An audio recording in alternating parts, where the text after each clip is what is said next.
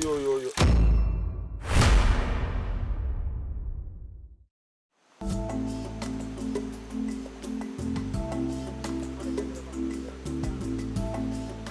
Hari pun mulai tampak agak sedikit gelap. Di cuaca yang sedang tidak menentu seperti sekarang, kami pun memutuskan untuk beristirahat sambil membuat bagan di tengah hutan, buat mengantisipasi kalau saja hujan tiba-tiba datang. Eits, tapi bagan yang mau kami buat saat ini bukanlah bagan tempat untuk menangkap ikan ya. Jadi di sini sebutnya bagan. Bagan itu tempat peristirahatan sementara. Jadi karena emang cuaca ini nggak menentu ya Pak ya. Kadang hujan, kadang terang. Jadi dibikin tempat atau pondok sederhana untuk tempat beristirahat. Nah, setahu saya bagan itu kalau di laut itu biasanya tempat untuk mencari ikan. Kalau di sini tempat peristirahatan sementara. Mendirikan bagan atau tempat peristirahatan sementara di tengah hutan bisa menjadi alternatif jika kita tidak membawa tenda. Yang harus diperhatikan adalah kita harus mencari permukaan lahan yang datar dan membersihkan area sekitar dari ranting-ranting pepohonan supaya bisa beristirahat dengan nyaman. Bang Abi, kita ke atas dulu ambil kayu untuk buat bagannya. Oh iya, ini. tiangnya? Iya, untuk Oke. tiangnya. Ini udah bersih Kadang-kadang sekarang, kita tinggal udah dari ambil kayu aja. daun. Lanjut Pak. Batang kayu yang kami pilih untuk dijadikan fondasi bagan terbuat dari batang kayu yang tidak terlalu besar dan tidak pula terlalu tipis. Iya. Ya. Iya. Nah, udah kebayang kan bentuknya tuh. Ini masih cari kayu lagi. Tinggal kayu-kayu lagi tuh susun nanti di atasnya. Indah. Hutan hujan tropis Indonesia memiliki berbagai jenis macam kayu. Untuk kali ini yang saya gunakan adalah kayu ceruk seukuran 30 cm dan biasa digunakan oleh masyarakat untuk berbagai kegiatan di hutan seperti membuat rakit dan tempat peristirahatan sementara seperti yang saya buat ini. Supaya lebih kokoh, bagan diikat satu sama lain dengan tali yang terbuat dari pepohonan yang merambat.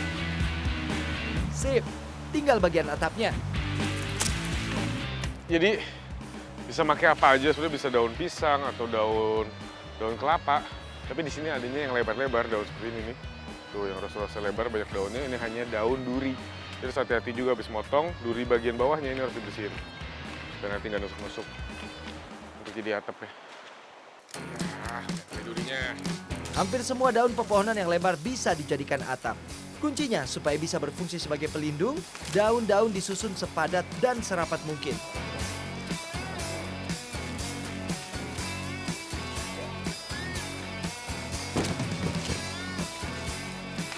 Oh, nyaman dah. Jadi Pak, aman? Silakan masuk. Iya. Bagus. Wih, oke udah nyaman nih ya. Nyaman, aman. Ini angin aman lah ya. Hujan pun aman.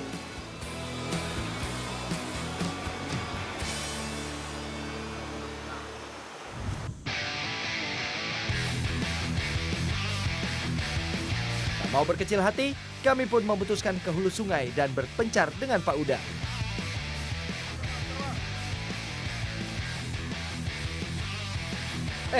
Ngomong-ngomong, Pak Uda ngilang kemana ya? Saya jadi penasaran kemana beliau pergi.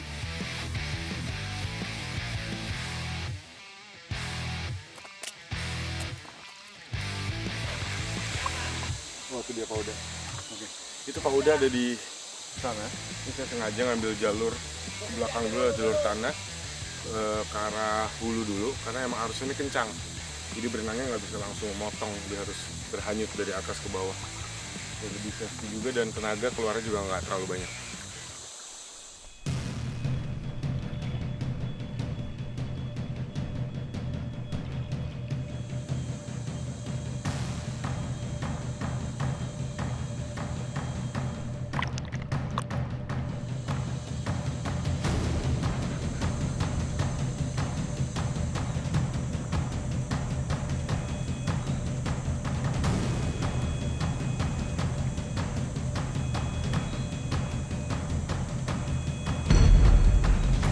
Ya, sayang. Lolos lagi pemirsa.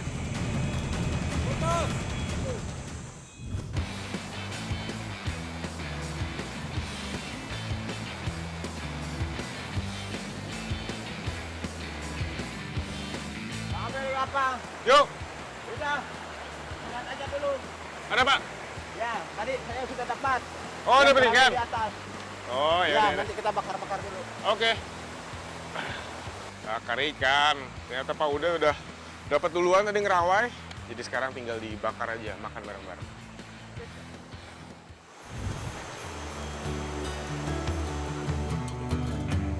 Memang kalau kita sudah berada di alam, makanan apapun bisa berasa nikmat berkali-kali lipat ya, kalau kita bersyukur.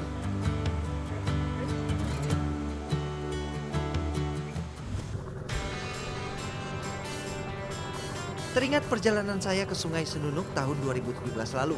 Tak hanya ikan predator saja yang ada di perairan Kalimantan ini. Ada salah satu jenis ikan yang saat ini cukup digemari para penghobi ikan hias.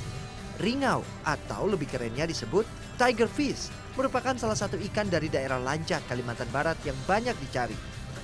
Namun sebelum bisa menangkap ikan hias ini, saya harus belajar untuk membuat rumah perangkapnya terlebih dahulu. Dan ini caranya unik menurut saya. Katanya menggunakan dahan-dahan pohon yang ada di sekitar sini. Penasaran saya dahan apa yang dipakai. Karena saya lihat di sini sekitar sini sama semua kayaknya, semua pohonnya.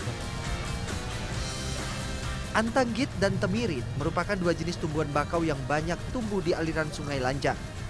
Susah-susah gampang menemukannya karena bentuknya hampir sama dengan tumbuhan putat yang tersebar merata di kawasan ini. Ciri utamanya yakni bagian batang berwarna gelap, daun sedikit lebih kecil, serta memanjang jika dibanding pohon putat. Biasanya masyarakat sekitar lebih memilih batang temirit untuk dijadikan tabung, karena batang temirit terbukti lebih kuat dan mampu bertahan hingga beberapa tahun. Jadi batang ini yang kita ambil, batang temirit. Nah ini caranya, diselemin dulu, kita cabut akarnya, terus baru tarik ke atas. Ya, ternyata 2 orang nggak cukup, jadi ini harus 3 orang. Saya nyebur.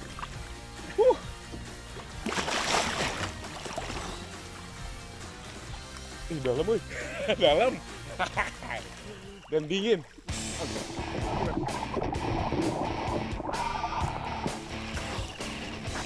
Pantes aja nariknya itu susah banget karena lihat tuh akarnya. Nah, tuh. Akarnya sepadat itu. Sebesar dan sepadat itu. Pantes susah. 3 orang harus turun untuk 1 pohon. Meski memiliki akar serabut, bukan berarti akar temirit mudah dicabut. Karakter tanaman berakar serabut justru akarnya mampu mengikat tanah lebih kuat dan lebih menyebar. Semakin susah, karena kami harus menyelam untuk bisa meraih dahan pangkal akarnya. Terlebih lagi, struktur tanah di dasar ternyata masih padat, meski sudah lama terendam air. Nah ini dia, dahan temirit yang bagus. Nah ini dia dari akar, itu ke atasnya itu langsung ngembang. Jadi nanti ikan-ikannya itu bakal sembunyi di sini. Nah kalau yang batangnya jelek itu yang lurus, terus di sini baru mekar. Nah itu nggak kepake, ini yang kepake. Padat dia tuh.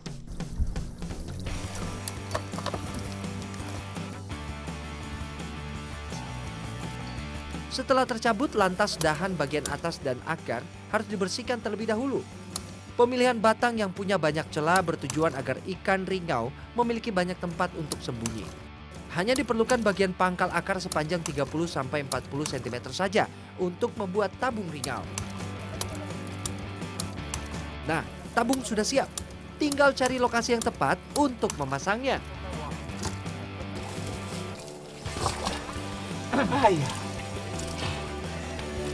Dia dapat, terus tinggal kita pasang perangkapnya.